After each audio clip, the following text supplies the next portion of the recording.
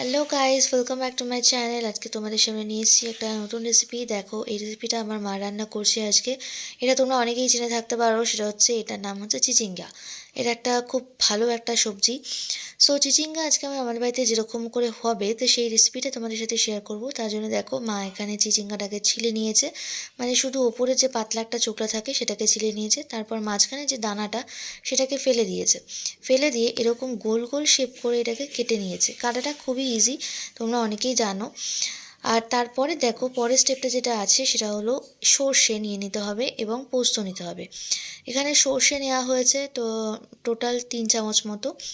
আর পোস্ত সর্ষের থেকে একটু বেশি দেওয়া হবে, টোটাল 3 থেকে 4 চামচ মতো দেওয়া হবে। 4 চামচই ধরা ভালো।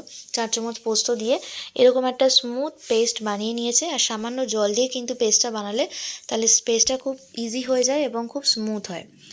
দেখো, এখানে একদম পেস্ট রেডি হয়ে গেছে। এবার চলে যাব আমি নেক্সট স্টেপে। তার জন্য দেখো, প্রথমেই একটা ফ্রাইং প্যান নিয়ে নিয়েছি এবং তার মধ্যে দিয়ে দিয়েছি মাস্টার্ড অয়েল বা সর্ষের তেল। আর তারপর যেটা ফোড়ন দেবো সেটা হচ্ছে কালো জিরে। এখানে কালো জিরে 1 চামচ মতো দিতে হবে ফোড়নে। তারপরে ফোড়নটা হয়ে গেলে চিচিঙ্গাগুলো সবটাই দিয়ে দিতে হবে। চিচিঙ্গা যাতে ভালো করে ভাজা হয় তার জন্য ঢাকা দিয়ে রাখিয়েছিলাম, এবং ঢাকনাটা খোলার পর 1 চামচ নুন আর 1 চামচ হলুদ দিয়ে ভালো করে চিচিঙ্গাটাকে ভাজতে হবে। আর যেহেতু এটা সবজি, তো এটার কিন্তু একটা নিজস্ব জলীয় ভাব থাকে। আলাদা করে জল দেওয়ার কিন্তু কোনো প্রয়োজন হয় না, কারণ সবজির মধ্যে যে জলটা থাকে সেটা কিন্তু রিলিজ করে। তারপর দেখো, আর গ্যাসের ফ্লেমটাকে কিন্তু অবশ্যই লো টু মিডিয়াম ফ্লেমে রাখতে হবে, এবং ঢাকা দিয়ে রান্নাটা করলে রান্নাটা খুবই তাড়াতাড়ি হবে এবং ইজি হবে। আর সেদ্ধটাও খুব তাড়াতাড়ি হয়ে যাবে। চিচিঙ্গাগুলো দেখতেই পাচ্ছ কতটা সুন্দরভাবে গোল গোলভাবে কাটা হয়েছে, ঠিক এরকমভাবেই কেটে নিতে হবে।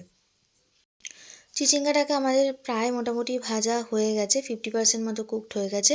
ঠিক এই পর্যায়ে এসে আমাদের যে সর্ষে আর পোস্তটা বেটে রাখা হয়েছিল, সেই সর্ষে পোস্তর পেস্টটা দিয়ে দিতে হবে।